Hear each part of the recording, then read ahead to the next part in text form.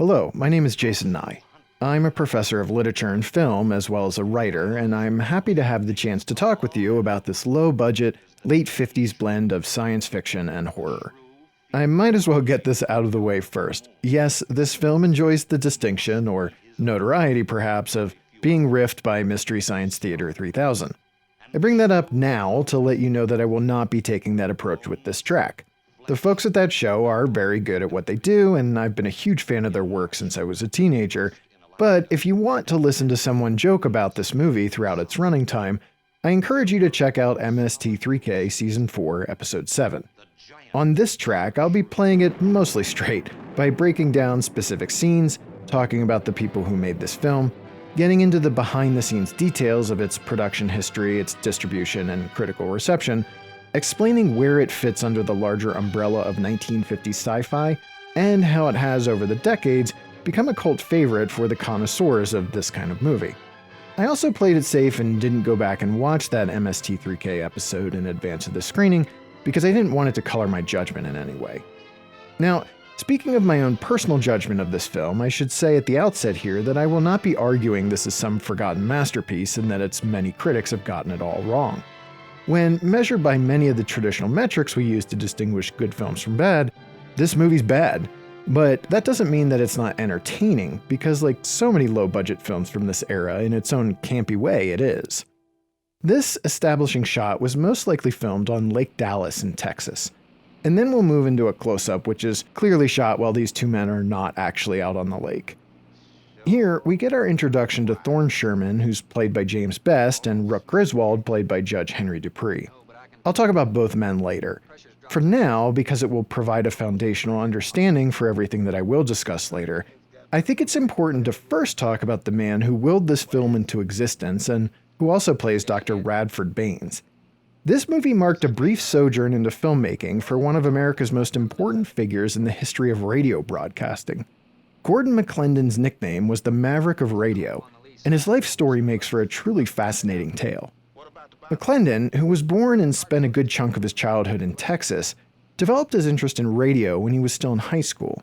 After attending Yale and briefly considering a career in law, he ditched that plan and, after serving in World War II, returned to the States and pursued his first love of broadcasting. Over the decades, he would eventually amass a giant network of stations and a giant fortune. But before all that, when he was just a broadcaster in the late 1940s, he made a name for himself, literally, by creating a character called the Old Scotchman, who broadcast quote-unquote live calls of baseball games from around the country. There were only 3 problems with this. The Old Scotchman wasn't real, the broadcasts weren't live, and the sounds of the game his listeners heard in the background weren't from the actual games. What he did was recreate the games from the ground up for broadcast. In his Dallas studio, he'd get the game stats via Western Union wires just minutes after they'd actually happened, and then use them as a template for what the Old Scotchman would say, while he filled in the background noise with pre-recorded sounds. You might be wondering why he did this, rather than just buying the rights to rebroadcast the local market's announcers. Well, at first, he couldn't afford it, but then Major League Baseball told him he couldn't, so he just decided he'd do it himself. You can see how he got the nickname the Maverick of Radio. This is definitely the most beautiful shot in the entire film and a rare moment of aesthetically pleasing composition that follows the rule of thirds. With a background that captures the clouds in the sky, the island in the distance, and the gentle waves while foregrounding the dock, it almost looks like a painting. I know this film has gotten knocked over the years for its at times glacial pacing, but in this case, I don't mind that we linger on this image. Note the upcoming dialogue. The script bombards us with a ton of nautical lingo in the opening moments. Oh, she'll ride like a duck. If she swings too far to starboard, we might have to take a check line to shore. Hey, Rook, take a slant up that trail. Okay, back to McClendon. During his baseball broadcasts, he was truly committed to verisimilitude. He had 4 record players at his disposal, all with crowd noise recorded at various levels, so if, say, a player hit a home run, he'd play a recording of a crowd going wild. If he wanted to have someone in the stands at a Yankees game heckle a player, he had recordings he'd made in every baseball town in the country at the ready, so the accent of the heckler would match their supposed location. He'd crack a stick in his studio against something to mimic the bat striking the ball. and he'd take the mic into the bathroom to get a better echo when playing the part of the PA announcer. And he had no problem duping his listeners because, after all, it was coming from a good place. He wanted to entertain all the baseball fans who were tuning in. His programs eventually eclipsed the popularity of the local broadcasts of real games and became the first nationally broadcast games across his Liberty Broadcasting network, reaching an estimated 30 million listeners. In 1951, he even won the America's Outstanding Sports Broadcaster Award from the Sporting News. But baseball owners hated what he was doing because his broadcasts were more entertaining than the real thing. When fans who'd only heard the old Scotchman's highly dramatic recreations eventually showed up to watch a game in person, owners said they left disappointed and went back to listening to his broadcast, which hurt their ticket sales. But this practice of out-of-market announcers recreating games from almost up-to-the-minute stats delivered via teletype eventually kept catching on, with other folks getting in on the act. And one of those individuals who announced those recreated games was none other than future President Ronald Reagan. Once, when someone asked McClendon if he felt any guilt over the ruse, he responded, quote, "This kind of question infuriates me. I was happy as hell to be able to entertain our listeners. What harm is there in making 100,000 people happy on a hot summer afternoon?" End quote. Here's our first glimpse at the ramshackle building where these low-rent scientific experiments are taking place. I'll get into some of the problems the cast had with this set later on once we move inside it.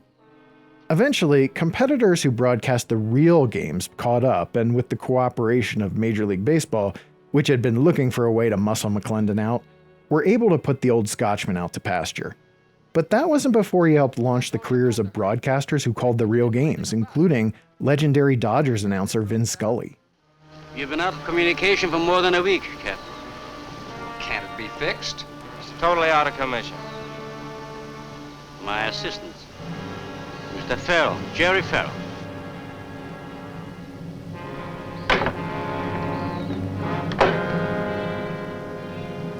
Father, perhaps the captain would enjoy a drink. Well, of course. Will you join us in a cocktail? Well, I've never been known to turn down a drink yet. I'll be glad to. And thus begins an astonishing amount of drinking.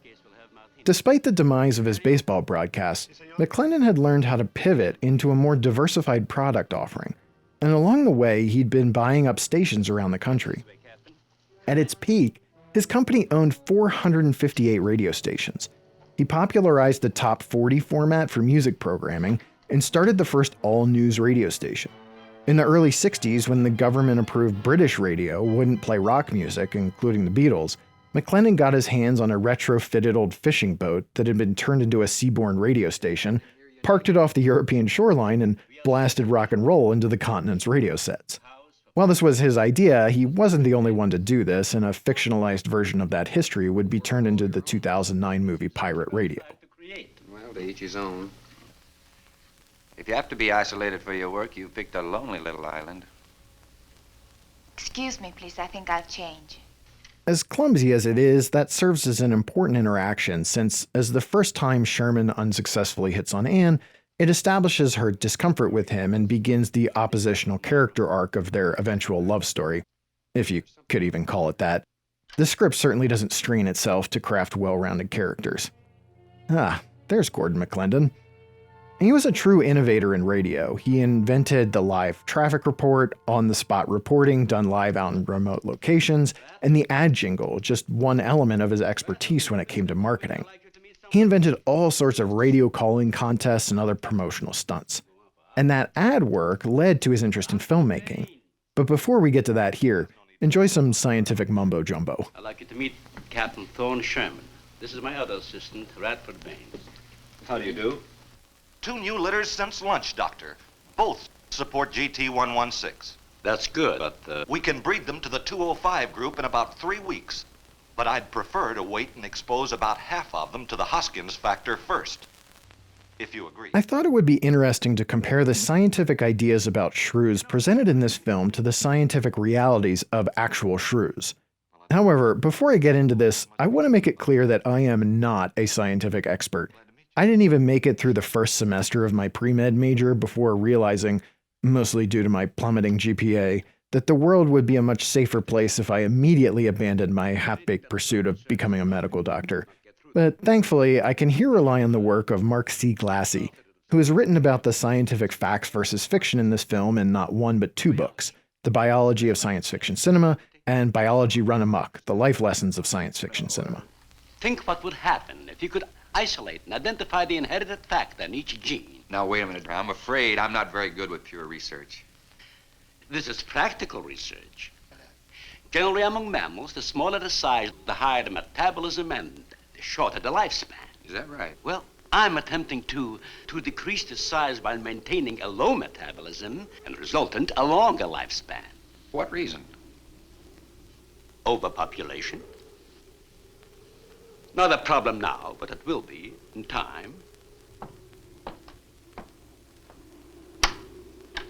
If we were half as big as we are now, we could live twice as long on our natural resources. Okay, there's a lot to unpack here, and there will be more from Craigus about the shrews in a few minutes. So, first, does the film get the characteristics of a shrew correct? Well, here's how Glassy describes a real shrew. Quote, "Shrews are small mole-like mammals that have a long, sharp snout, spike-like teeth, and voracious appetites, and unusually high metabolic rates. Shrews must eat 80 to 90% of their body weight every day. Dr. Craigus exaggerates they must eat 3 times their own weight every 24 hours. Shrews have poisonous saliva, and their bite can be fatal to humans. Bitten humans can die of hemotoxic syndrome from shrew saliva." End quote. Okay, now what does Glassy claim the film gets right? Well, he says that even though it's an exaggeration, the general idea of a shrew needing to eat its own body weight per day is correct. Quote, "With mammals, especially small ones, their body size is a problem. This mostly has to do with maintaining homeostatic body temperature. Since mammals are warm-blooded, they generate a lot of body heat, and this usually dissipates out of the body through natural openings and pores in the skin. The bigger the mammal, the more insulation there is from the body's mass. This insulation helps to maintain the body's internal heat. Small mammals, like the shrew, have to consume a lot of food to maintain their body heat, because they have very little insulation to keep the heat in. This is why the shrew and others, like the kangaroo rat, have to constantly eat. As Craigus correctly says, among mammals, the smaller the size, the higher the metabolism, and the shorter the lifespan." End quote. He also says that Craigus using shrews for his experiment subjects, because of their short lifespan, tracks as well. Quote, "This is one of the main reasons many biomedical students use small rodents, because of their short breeding times and the ability to analyze traits over relatively short genetic distances. All of this is a reflection of real science and well done." End quote. Progress, Doctor. This is the sole survivor of Group 30. 28 months old today. Well, that's equivalent to 140 years to us. That's right, yet it still maintains low metabolism without any sluggishness. It's not the breakthrough, but it certainly sets our course. Radford, suspend series 52 through 96, and we'll concentrate on the rest. What is that? It's a Sorex cericidae. Looks like a small rat. Smells like a skunk. They have musk glands in their knees. And these little fellows are our subjects. They have a birth cycle of 10 to 14 days. And using them, we can establish traits. We can trace the progressions through a number of generations over a short period of time. Now that I've discussed what the film gets right, it's time to cover what it gets wrong. A big flaw in Craigus's reasoning is linear extrapolation, which Glassy identifies as a common flaw in the supposed science in sci-fi films. Quote, "Attributes are expected to remain the same when organisms increase or decrease in size. This is simply not true. As an organism significantly increases its body mass, it does not have the same movements nor appetite. Conversely, as an organism significantly decreases its body mass, it has more mobility and must feed more frequently." End quote. As Glassy points out, Craigus's idea that shrinking humans to half their size so they would live twice as long is simply not borne out in the real world already. Quote, "If true, then dwarves and other small people should be able to live twice as long as fully grown adults." End quote. And obviously, this doesn't happen. Also, the dialogue in the film suggests that the mutant shrews are eating way too much food for their size. Digging animals, a lot like the mole. They feed only at night unless they're starving. And when they are hungry enough, they'll tackle anything regardless of size. No kidding. Mm-hmm. If you leave 2 of them in a cage for 12 hours without food, the stronger will eat the weaker. Like cannibals. Precisely. As Glassy puts it, quote, "That is a diet for a whale, not a dog-sized shrew," end quote. A couple of other problems. Craigus doesn't seem to understand what a gene is because he mentions isolating and identifying the inherent factor in each gene. But a gene itself is an inherent factor. This would be like saying you wanted to find and isolate the apple within the apple. And finally, the poison the mutant shrews ingest wouldn't stay in their salivary glands. It would pass through their body and get digested. So later on, Mario shouldn't be killed by the poison in this way. So overall, a mixed bag when it comes to presenting the science, but frankly, the fact that it got any of it right was more than I was expecting. I'll get you one. Here comes another drink. In 1954, McClendon started contracting with movie studios, which paid him to craft radio commercials for their films. And that eventually got him thinking. In June 1959, Variety ran a feature article and interview with McClendon that begins with his musing, quote, "If we can sell pictures, we can make pictures," end quote. Because he owns 6 radio stations in the Dallas area, as well as a lot of drive-in movie theaters, McClendon figured that if he made pictures with low enough budgets and blanketed his own radio stations with ads for them, which would effectively be free airtime, he was all but guaranteed to make at least his money back and then some just on Texas showings alone. To this end, he formed a company called McClendon Radio Pictures, and in the Variety piece readily admitted that he didn't have, quote, "the vaguest idea of what I'm doing, but I'm trying to learn," end quote. He also admitted he wished he knew more about how to distribute films into foreign markets. Part of his plan to get the films out of Texas and into theaters around the country involved ads in the industry trade papers. When Variety ran its review of the Killer Shrews, he took out a full-page ad on the opposite page that read, quote, "Dazzling in Dallas, fabulous in Fort Worth.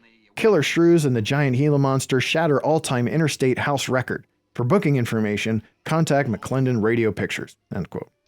I'll talk more about that production and financials later. McClendon told Variety he planned to make as many as a dozen films, all with budgets between $75,000 and $150,000. And he'd started making moves in that direction. In addition to this film and the giant Gila monster, he made a kids movie called My Dog Buddy. And he wasn't afraid to put his money where his mouth was. He forked over $500,000 for 500 acres in the Lake Dallas area and spent another $250,000 building a combined studio and living space, which he called the Cielo Studio. Part of his plan involved casting people with at least some name recognition, but who were still affordable. To this end, he signed former beauty pageant winners with little to no acting experience. Former Miss Sweden Ingrid Goude is in this film, and former Miss France Lisa Simone is in The Giant Gila Monster. Goude won Miss Sweden in 1956 and then headed to Hollywood, where she signed a brief contract with Universal. By the time she made this film, she had gone freelance and had about a dozen credits under her belt, mostly small roles scattered across TV and film. In 1962, she married Jerry Orbach, and no, not the actor from Law & Order. Orbach was president of his family's department stores. He was 54 and already had 5 kids from 2 previous marriages, so at age 25, she became a very busy stepmother. She retired from acting and went on to have 4 kids of her own. As of this recording, I believe she's the only cast member who's still alive. And McClendon also cast himself, not just as a cost-saving measure, but because he said it would, quote, "give it a little more name value because I am well known in many states as a broadcaster," end quote. This is definitely a time capsule moment, capturing an era when just a sizable majority of Americans smoked. And then here comes Jealous Jerry, played by Ken Curtis. This love triangle dynamic is one of the film's funnier elements. Jerry keeps trying to claw back what he's lost, and Thorne's eventual move is to just punch him. Also, this door really gets a workout in this film. Wow. This is certainly a cozy little scene. Might even be called intimate. Boy meets girl and all. Stop it, Jerry. That remark is uncalled for. What I do or have to say does not concern you. I can't disagree with you more, my dear. I'm concerned with everything you do, and I intend to keep it that way. Now, in my book, an engagement isn't a casual thing. In my book, it isn't either. And last night ended ours. That was one of the smoothest exits from a relationship spat that I've ever seen. And here, we get our introduction to the Killer Shrews. And the decision to have us hear them before we see them is actually pretty effective, because the sounds they make are genuinely unsettling. Of course, once we do see them, that terror goes right out the window because the shrews in question are just dogs with clumps of extra hair and pieces of carpet stuck onto them. It's safe to say the American Humane Society did not monitor the animal action in this film. Judge Henry Dupree, who's playing the doomed Rook, was a Dallas local, and McClendon also cast him in his kids' movie My Dog Buddy. Those are his only 2 screen roles. He probably worked for McClendon in some capacity at his radio station KLIF, because McClendon pulled from that pool of employees when casting the smaller parts in both this film and The Giant Gila Monster. When promoting this film, McClendon said, quote, "Dallas, Texas may give the film capital of the world a run for its money," end quote. And by 1960, he was publicly promoting the idea of turning Cielo into a hub for A-list filmmaking and prepping his 4th film, another kids movie called Tuffy Scott's Dog. But neither that movie nor any of his other film projects, such as an original story based on Mark Twain's Tom Sawyer character, ever got off the ground. While his 3 films themselves had made good money, the startup costs for McClendon Radio Pictures had kept the company itself from turning any sort of meaningful profit. And McClendon ultimately wasn't convinced he could duplicate their success in a changing filmmaking landscape, especially with the limited on-hand talent in Dallas. Plus, his interest had shifted into politics. In the mid-60s, he ran unsuccessfully for both senator and governor of Texas. But he could never quite shake the movie industry bug. In the late 60s, he spun up construction on a Western set at Cielo to rent out to other productions, which he did. He ran a successful chain of theaters throughout Texas starting in 1969. And he made a killing buying up blocks of Columbia Pictures stock in the 70s, just before Coca-Cola bought the company, netting him in excess of 400% return on his investment.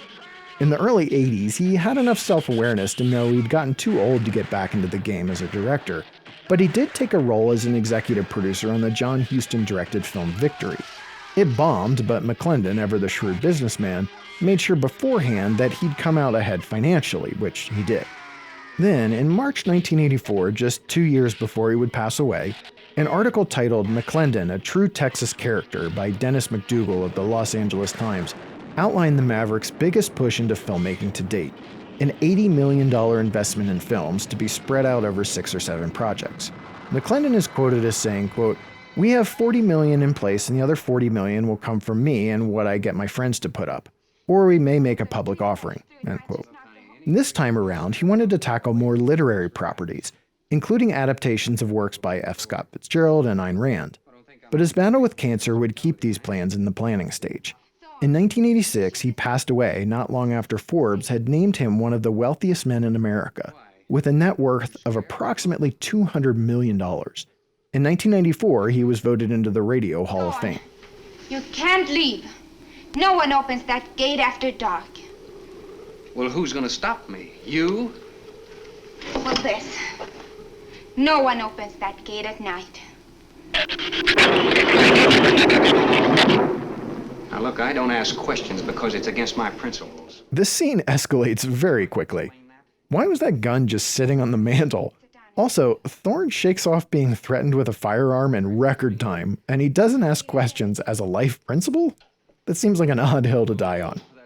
Now, before I move on from McClendon's life story, I can't not share a couple of tasty morsels for all of you JFK assassination conspiracy theorists. Joan Mellon's book, A Farewell to Justice, Jim Garrison, JFK's Assassination, and the Cast That Should Have Changed History, covers New Orleans prosecutor Garrison's attempts to get to the bottom of the famous case. In the book, a colorful character named E. Carl McNabb appears. McNabb had worked as a contract pilot for the CIA, but then became an ally of Garrison's work, eventually joining Garrison's team as one of his investigators as they sought to stage a successful prosecution of the culprit or culprits behind the assassination. McNabb operated under the alias Jim Rose, and in February 1968, during a mission to Mexico City to troll the country's Soviet embassy for information on the assassination, McNabb, undercover as Rose, told 2 women he was trying to impress that there was a profile in the latest edition of Newsweek of the man who had put up the money that was needed to finance JFK's assassination. That person's name? Gordon McClendon. But wait, there's more. According to a November 1975 article by Gary Cartwright in Texas Monthly, Jack Ruby, who shot and killed JFK assassin Lee Harvey Oswald, was a great admirer of McClendon's, once identifying him as the world's greatest American. When Ruby was on trial for murder, he wrote a letter to McClendon, telling him his jailers were poisoning him and saying he was weighing hiring a PR man to help with his image. Coincidence or conspiracy? As I briefly mentioned earlier, this film was shot in the Lake Dallas area, about 30 miles northwest of downtown Dallas. In pre-production, McClendon admitted in a letter to a friend that it was not smooth sailing, writing, quote, "I am going very quietly crazy, getting ready to shoot our 2 epic productions starting here in January. These are turning out to be horror pictures in every sense of the word," end quote. The shoot wrapped on Friday, January 30th, 1959, just 6 days after it started. Its original budget was $300,000, but McClendon cut it down to around $125,000, which is just under the $138,000 he spent making the giant Gila monster. The 2 films had their world premiere in Dallas at the Majestic Theater on June 25, 1959, and McClendon was able to secure nationwide distribution for both through American International Pictures, or AIP, where kindred spirit Roger Corman had been working. This meant the films did eventually play in major markets around the country, including New York City, which we know in part because when Tony Curtis is walking across the city street in the 1960 romantic comedy The Rat Race, a giant theater marquee above him advertises 2 first-run shocking hits, The Killer Shrews and The Giant Gila Monster. At the time, this national reach would have been somewhat unusual for a film like this, because this was still very much the era of regional filmmaking. Today, we're used to a film receiving national distribution through a network of theater chains such as AMC or Cinemark. But back then, in the wake of the 1948 Supreme Court antitrust decision that forced movie studios to divest from their own individual theater chains and cease the practice of forced block booking, theaters were often independently owned and operated, or part of regional chains, such as the network of drive-in theaters that McClendon owned. Studios had networks of regional salesmen who would travel to these areas to sell their product. And even up through the 1980s, it wasn't uncommon for a low-budget independent film to be made in a particular region of the country and then play in theaters that were limited to that region.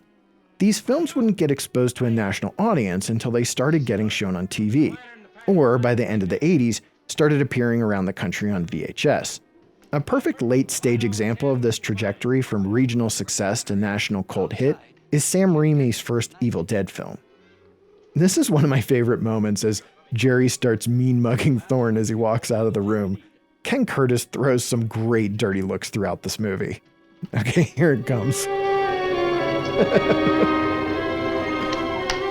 Okay, once these movies opened on a double bill, this and The Giant Gila Monster were a rousing financial success, playing to sold-out shows throughout Texas and raking in more than 5 times their original budgets. Even though she hated the film, and I'll read you her review later, Marie Stevenson of the Fort Worth Star-Telegram reported 3 days after its premiere that it and The Giant Gila Monster were, quote, entertaining great hordes of the younger generation daily, end quote. And this film was still playing in Texas all the way through late 1960, behind other films such as AIP's How to Make a Monster. That left-handed dinner invitation, that was just to keep me here till after dark, wasn't it?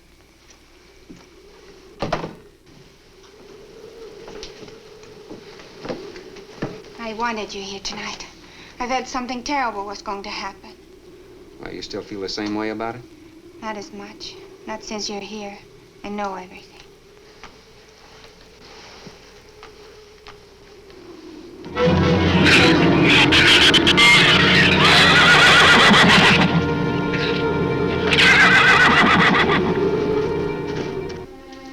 I love an open fire, don't you? Mm-hmm. The wind has a lonesome sound, doesn't it? Sure does. Like in Sweden, we don't have a wind this strong. You're a strange man, Thorne. I never met anyone like you. Oh? You seem so disinterested in everything. Aren't you the least bit curious? Don't you wonder about the unusual things around here? The guns, the fence, the shuttered windows, my accent, anything? I'll tell you something. I'm only interested in anything that concerns me, then I do something about it. Again, there's a lot going on here. First, Thorne is really not endearing himself to Anne or anyone else with his proudly myopic view of the world. It's almost as if he was originally crafted to be a kind of attractive bad boy character, but in moments like that, he just comes across as a jerk. But then, he immediately undercuts this lone wolf persona by running to the gate and putting himself in danger by attempting to rescue Rook. As I said earlier, this film's focus is not on crafting compelling characters. And while Jerry definitely has zero redeeming qualities, I will defend this specific character moment because Thorne was absolutely on his way to open that gate. Then we'll get some more great mean mugging from Ken Curtis here. But also, Anne says that Sweden doesn't ever have strong winds? That's an example of this film's dodgy, even nonsensical dialogue from screenwriter Jay Sims, who also scripted The Giant Gila Monster. Somewhat improbably, these projects launched him into a 2-decade-long career in Hollywood, writing mostly for TV shows such as Have Gun Will Travel, The Rifleman, The Man from U.N.C.L.E., and Gunsmoke. He also penned 2 1962 post-apocalyptic sci-fi dramas, Panic in Year Zero and The Creation of the Humanoids. Apparently, the latter was Andy Warhol's favorite film. His career is a textbook example of why you never judge a writer's entire body of work by their first efforts, since they, given the right opportunities, can improve exponentially over time. Produce unusual results. Good grief, there's a lot of drinking happening. It's not just Jerry, but he does perpetually seem to be one drink away from rock bottom. He might be the screen's most severe alcoholic since Ray Milland in The Lost Weekend. It's not a problem for the government or military. The world is in no danger. This species does not swim. And as far as the shrews are concerned, this island is their world. Very soon, right here on this island, is going to be a miniature reproduction of an overpopulated world. And you'll see the importance of what we're working to avoid. This bit of dialogue from Craigus and Baines places them firmly within the tradition of fictional scientists who believe they have placed adequate guardrails in place for their experiments they believe will help humanity, only to see their best-laid plans go to ruin once their work goes off the rails, forcing them to reckon with how little control they actually exert over the forces of nature. Baruch Lumet plays Craigus, and this film seems deeply at odds with the type of project he would usually take. To explain why, I'll need to get into his background. He was born in Warsaw, Poland in 1898, where he attended and graduated from the Warsaw Academy of Dramatic and Musical Arts. He married Eugenia, a fellow actor and dancer, and after he acted on stage in Poland for a couple of years, they made a brief sojourn to London and then immigrated to the United States, where they were both active in the Yiddish theater. Eugenia died when their 2 children were young, and the family moved to New York City, where Baruch began acting and writing radio dramas in 1932 and then breaking into Broadway in 1934, at a time when his left-wing politics were in vogue among a lot of folks in the theater scene, especially the group theater. By the end of the 1930s, he'd put together his own one-man show titled Mono Theater Varieties, which was successful enough for him to take it on the road and perform it around America from 1939 through 1946. He also wrote the socially conscious plays 3 Steps Down in 1946 and Once Upon a Tailor in 1953. By this point, he was well known as a motivated and determined theater actor whose writings and performances dealt with serious political issues. His reputation was such that in 1953, he accepted a position as the director of the Dallas Institute of Performing Arts in the Knox Street Theater. He held this job until 1960, which accounts for how he and Gordon McClendon crossed paths. It does not, however, account for why he took this role. I'm guessing it was for the money because it couldn't have been for the art. Now, you might not be familiar with Baruch's work on the screen, but if you're a film fan at basically any level, I can guarantee you know his son's work, because his son was Sidney Lumet, who grew up to be one of the greatest directors of the second half of the 20th century.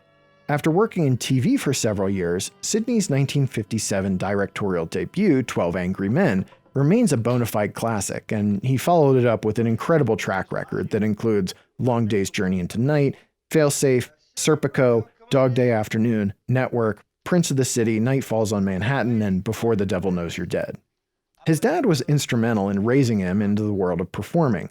When he was just 4 years old, Sidney and his father appeared together in a Yiddish theater production in New York City.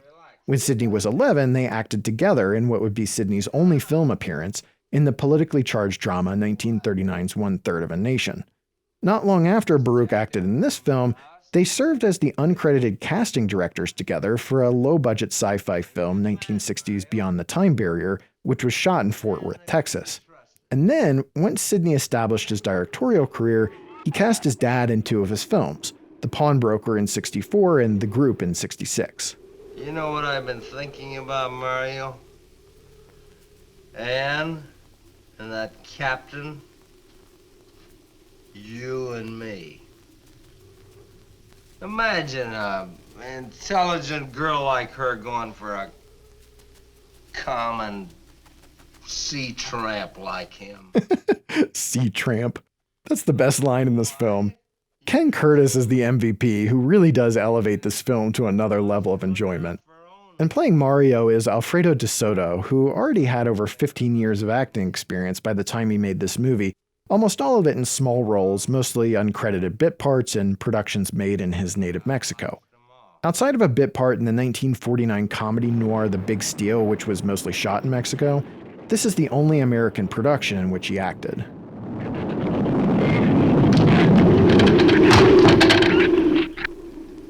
I'm going to trust you to take my turn at patrolling the house. But when you finish, don't wake the captain. Come back here and get me. See, I'll probably feel good enough by then to take his turn.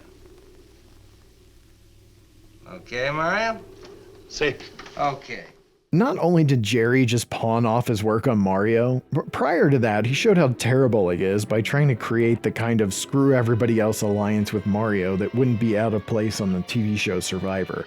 Oh, and FYI, anytime you see close-ups of the shrew heads like we just did, those are hand puppets. Mario's gonna go investigate the house's defenses and discover that someone left the window open. Who would do that? Oh wait, right, Jerry. Just like with Baruch Lumet, this role of Jerry represents an outlier part for Ken Curtis because his defining role is undoubtedly Deputy Sheriff Festus Hagen on the decade-spanning TV Western Gunsmoke. After guest starring as a few different characters starting the same year as this film, Curtis started his run as Festus in 1962 and went on to play him for more than 300 episodes, all the way through until the show's final season in 1975. The Western genre defined his career since he came up as a singing cowboy during the dying embers of its popularity on screen, then transitioned into mainstream Westerns, often taking up a supporting role behind John Wayne in films directed by his father-in-law, John Ford, such as the 1956 classic The Searchers. That filmic terrain probably would have felt at least somewhat familiar for him, given his childhood experience growing up as the son of a sheriff on the plains of southeastern Colorado. His family lived in the small town of Las Animas, in the building that housed the Bent County Jail. The prisoners occupied rooms with barred windows on the second floor, while the family lived on the first. His mom served as the jail's de facto cook. Both his singing and acting careers were so closely aligned with the Western that in 1981, a decade before he passed away, he was voted into the Western Performers Hall of Fame. So while this role is definitely outside his usual wheelhouse, he took it in part because McClendon offered him the opportunity to not just act in it, but, for the first time in his career, serve as one of the film's producers. I don't want you to let anybody open that door till I tell you. For me personally, and I have to imagine it's this way for other fans of sci-fi films from this era, it's been sometimes tough to appreciate these movies, because experiencing them as they would have looked during their original theatrical runs has until recently proved challenging, especially for low-budget films like this one. And this problem goes double for this particular movie, which has long since lapsed into the public domain, which means any fly-by-night outfit can put out an inferior home video version, provided they have access to at least some cruddy 16mm print that can barely make it through the scanning process. Without naming names, that's definitely what's happened with this movie over the decades, so when I first saw this remastered version, it was like the scales fell from my eyes. I'm confident in saying that because of how good this new release looks and sounds, this is now the definitive home video version of this movie. It can finally be appreciated for what it is, both good and bad, because this has to be the best it has looked since it debuted in a Dallas theater back in 1959.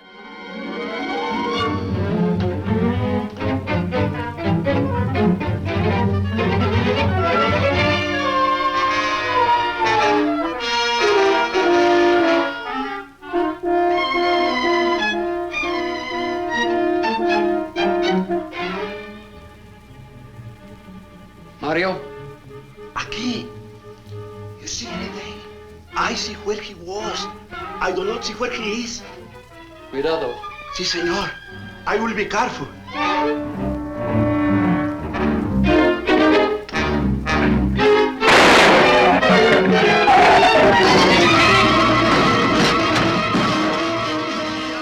That's a surprisingly gory moment for a film from the late 50s.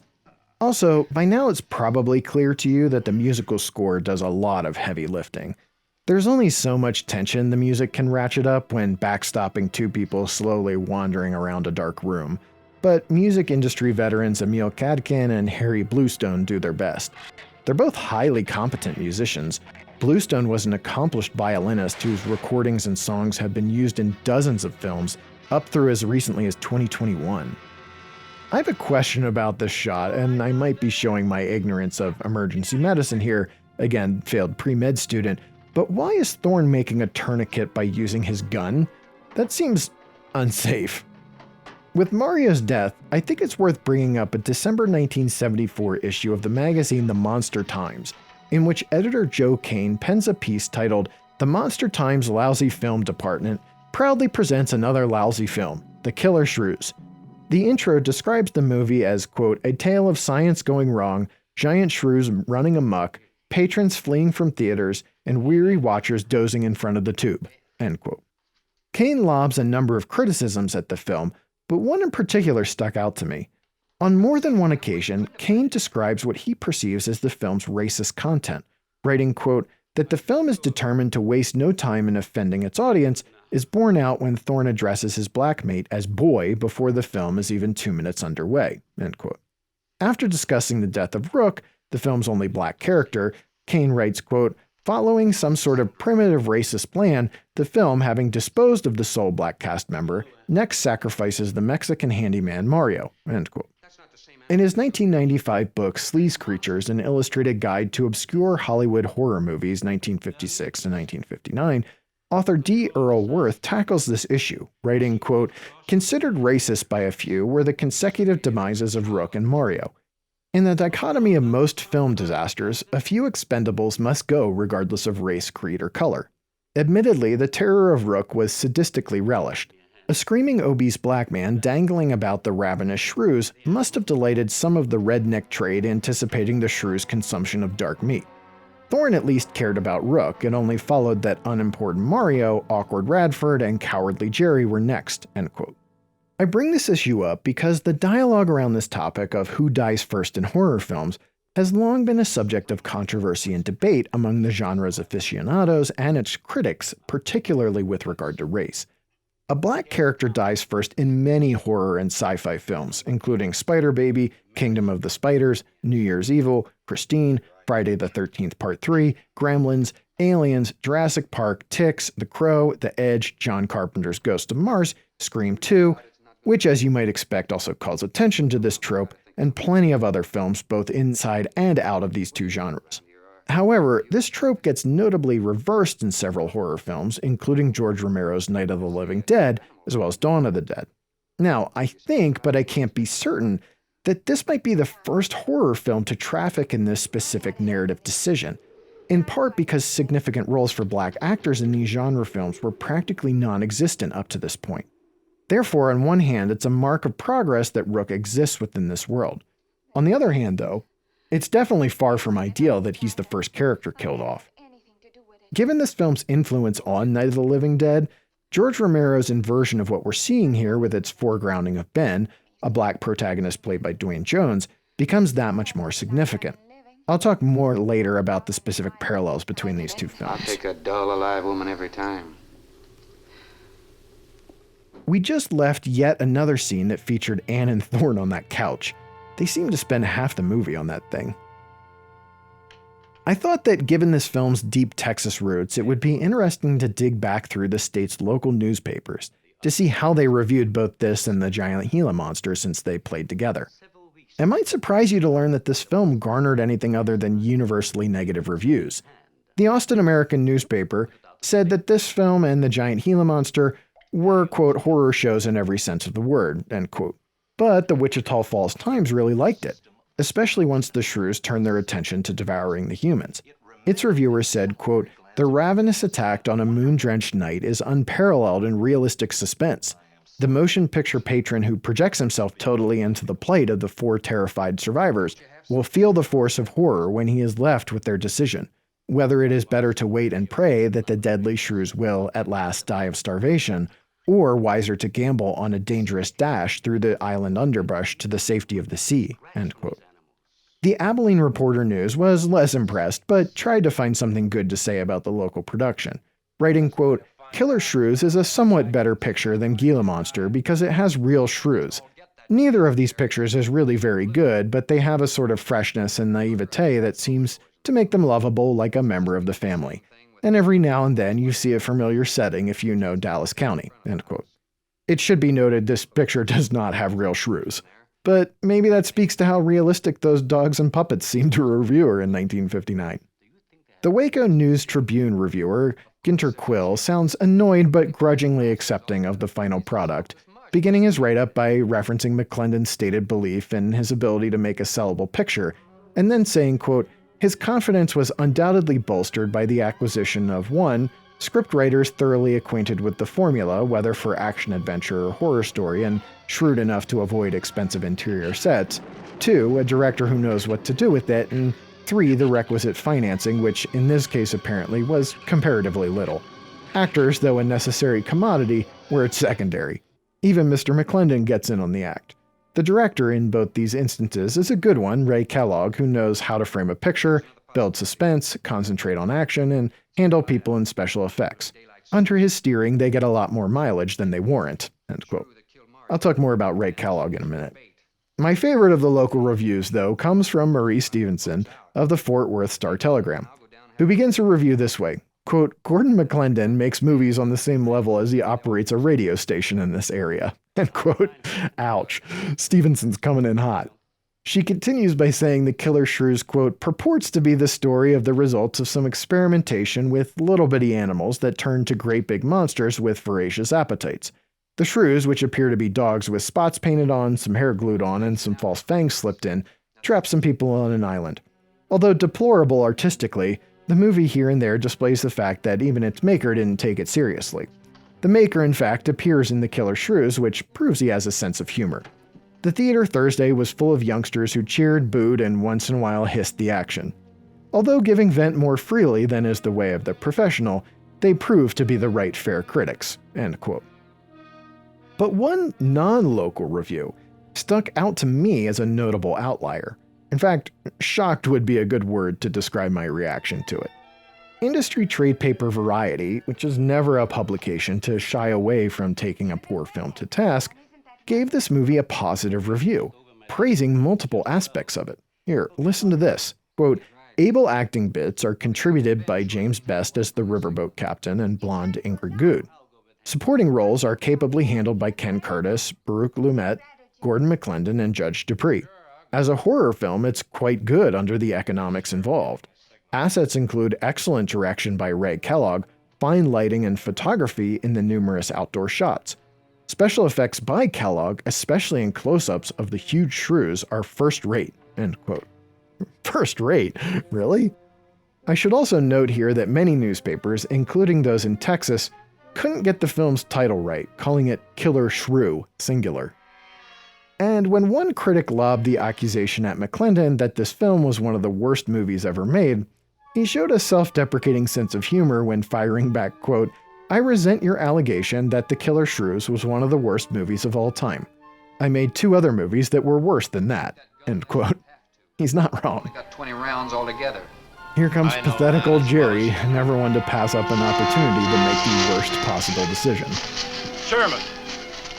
You heard the name Ray Kellogg mentioned in those reviews, always being signaled out for praise. Kellogg directed all 3 films from McClendon's short-lived original tenure as a film producer. Up to that point, Kellogg had worked at 20th Century Fox as one of the industry's best special effects experts, including on the 1951 sci-fi classic The Day the Earth Stood Still. Directing these 3 films did not provide him with the springboard into the directorial career he might have imagined, since after this he was stuck with mostly second unit work on pictures such as Cleopatra, the 1966 Adam West starring Batman, and Tora Tora Tora. He only got one more shot in the director's chair, and even then he shared it with John Wayne when they co-directed the Green Berets. And if you're thinking, well, if he was such a special effects whiz, why did these shrew effects look so bad? It's likely because of factors that were completely outside of his control. He had less than a week to shoot the film and almost no money to make it, so he was a far cry removed from the big budgets, generous time frames, and collaborative resources of 20th Century Fox. I gotta find him. The golden age of the science fiction film is undoubtedly the 1950s, and the definitive book on the subject is undoubtedly Bill Warren's Keep Watching the Skies, American Science Fiction Movies of the 50s. The one-volume 21st Century edition runs 1,004 pages and feels like it weighs about 10 pounds. Since Warren is such an authority on this era, it's worth including his more contemporary viewpoint. In his entry for the film, he provides a balanced perspective, calling out what he sees as both the good and the bad. He starts by saying, quote, "For a bad film, The Killer Shrews is surprisingly good," end quote. He says the plot features a degree of logic and intelligence uncommon to low-budget sci-fi films of the era, highlighting the climactic escape as an example, because while it might look ridiculous, it plays by the rules of the film's own internal logic with regard to the strengths and weaknesses of the shrews. He says that before watching it, he was ready to find plenty wrong with it, but that its portrayal of shrews outside of their shape and giant size seemed scientifically accurate. Quote, "Even more to my surprise, the film played fair in all departments. The dialogue is pretty bad, but the acting is generally good, and unlike many low-budget films, The Killer Shrews doesn't try anything it can't really do. It delivers sudden shocks, and director Ray Kellogg handles suspense scenes remarkably well," end quote. He wraps up his thoughts on it by saying the film, quote, "recapitulates the science fiction movies of the 1950s in miniature. Partly stupid, partly inspired," end quote. In issue 104 of Video Watchdog, novelist and longtime film critic Tim Lucas makes an astute observation about the film's plot, writing, quote, "Appropriately for a film made in Dallas, it was possibly the first horror film to redress a classic tenet of the Western, the siege, in fantastic terms, replacing Indians and homesteaders with terrified people in a vulnerable house with limited ammunition trying to repel monsters starved for human flesh. As such, its influence on Romero's Night of the Living Dead and its sequels is a given," end quote. His review was the first time I'd seen someone make an explicit connection between this film and Night of the Living Dead. But I've since discovered others making similar claims. In fact, some enterprising soul uploaded a comparison video to YouTube showing how this scene is recreated sometimes almost shot for shot in Romero's seminal 1968 zombie film, when Ben is trying to get inside to escape the zombie hordes.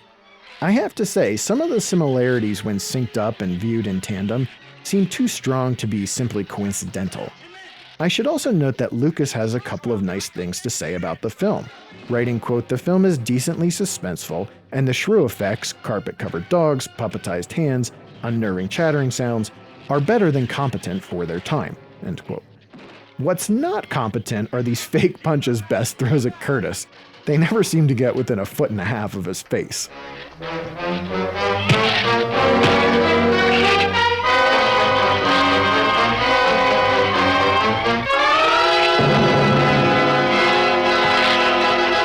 For heaven's sakes, Doctor, stop him!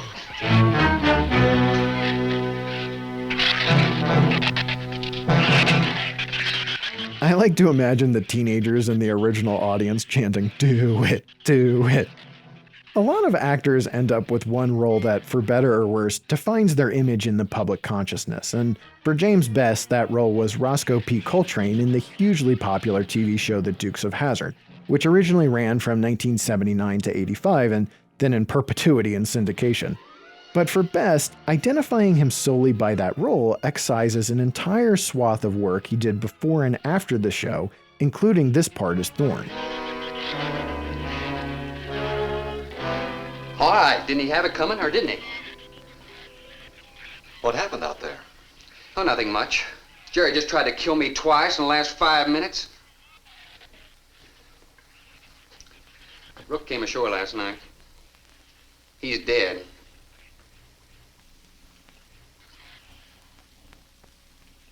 This all was left. Won't do us any good, it's got no ammo.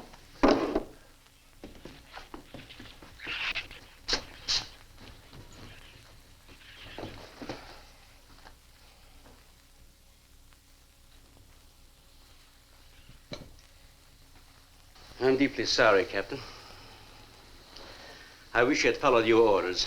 Look, Doctor, you casually mentioned animals. You didn't explain to us what we were facing out there. You have every right to feel the way you do. My mistake was only mine. It was one of judgment. I didn't know about the hurricane. I didn't anticipate the effect it would have on the shrews. I thought the house would be safe through the crisis. How could you expose your own daughter? How could you expose Anne to that? She was going to leave last week, but the boat didn't come. I need a drink. Viewers often create drinking games for bad movies and TV shows, but this film might offer the most straightforward opportunity to play. Just take a drink every time a character takes a drink. You'll be passed out within the first half hour. This is a great jump scare. It definitely got me the first time I watched the film. And then we get to McClendon's wonderful death scene. Slam the door! You all right, Doctor? He just ripped my trousers, that's all. Are you sure that's all there is? I'm completely aware of it, Doctor. You have to admire Radford's commitment to the project, typing up his symptoms in the seconds before he collapses onto his typewriter. Yep, drink up, Jerry. Okay, back to James Best. He had a Dickensian childhood, born in 1926 as one of 9 children in his family. They lived in rural Kentucky until the Great Depression hit, and then, too poor to provide for their kids, his parents gave them all up for adoption. James ended up with an Indiana family. Once World War II hit and he ended up in the Army, he got the acting bug, auditioning for a part in My Sister Eileen. After he got it, he toured throughout Europe with the Army Special Services. His director during that military stint was none other than Arthur Penn, who would go on to direct such films as The Miracle Worker, The Chase, Bonnie and Clyde, Little Big Man, and Night Moves. When Best got back, he spent some time eking out a living on Broadway, then signed into Universal Pictures' second-to-none contract player program, which was designed to do everything it could to craft the next generation of young stars. The program created such actors as Tony Curtis and Rock Hudson, who were there at the same time as Best. During that time, he also became friends with war hero turned actor Audie Murphy and appeared in a lot of westerns, including a small part in Winchester 73.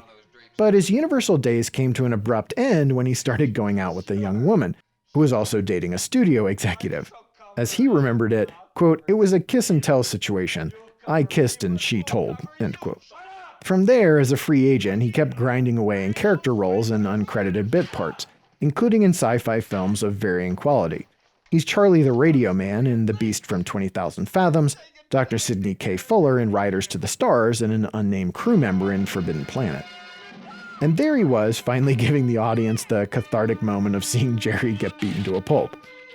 Best took this part at the urging of his friend, the screenwriter turned director Samuel Fuller, who asked him to do him a favor by helping out his friend Ray Kellogg.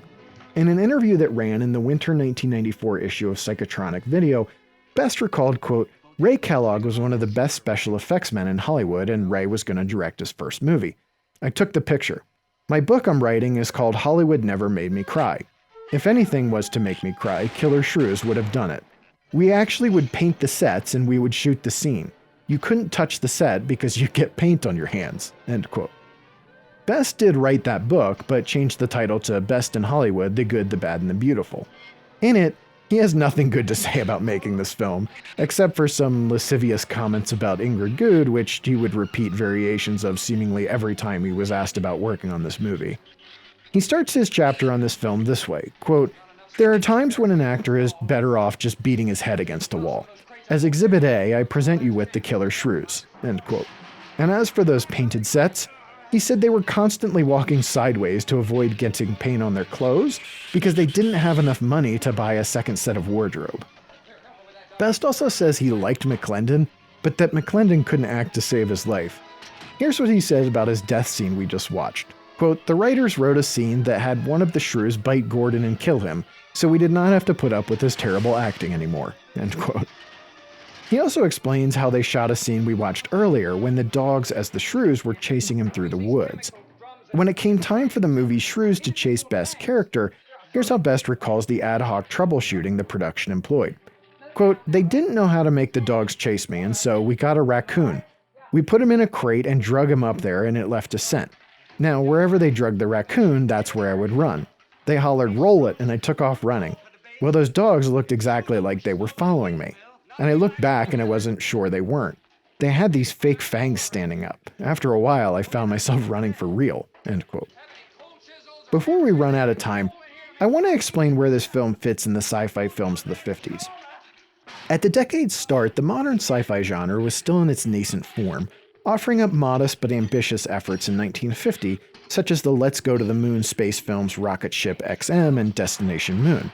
But by the mid-50s, other subgenres had emerged, including the one into which this film fits, the mutant killer animal film, which fits under the larger umbrella of the monster movie.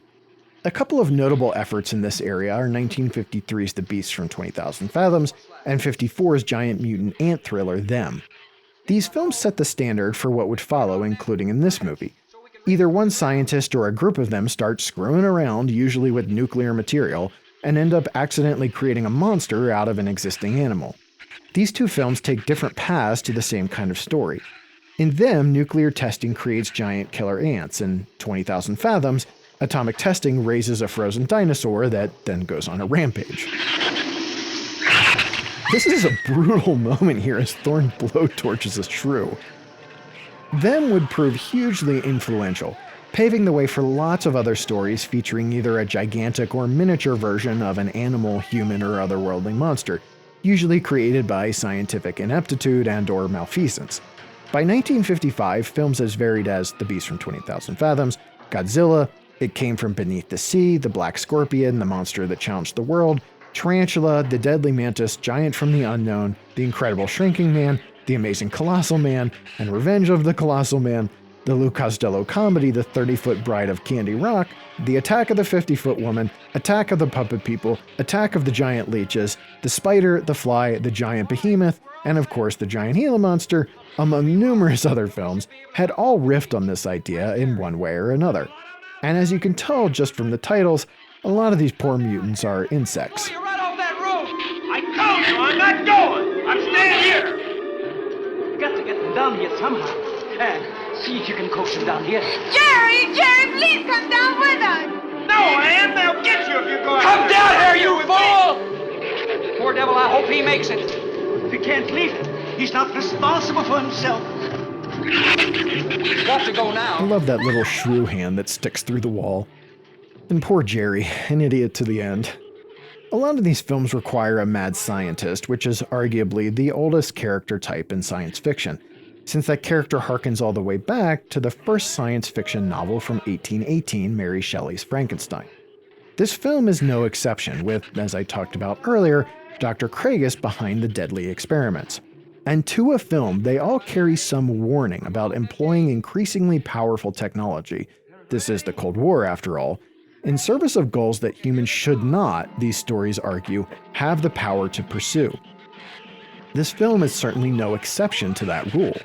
By the time of its release, this narrative path about runaway science experiments had been tread and retread practically to the point of exhaustion. In case you're wondering if the production got stunt doubles to duck walk those barrels into the water, the answer is no. Here's how Best remembers shooting this scene. Quote, "Now it was in December or January in Texas and there was a thin layer of ice around the lake. They said, 'We'll have blankets and brandy for you when you get to the boat.'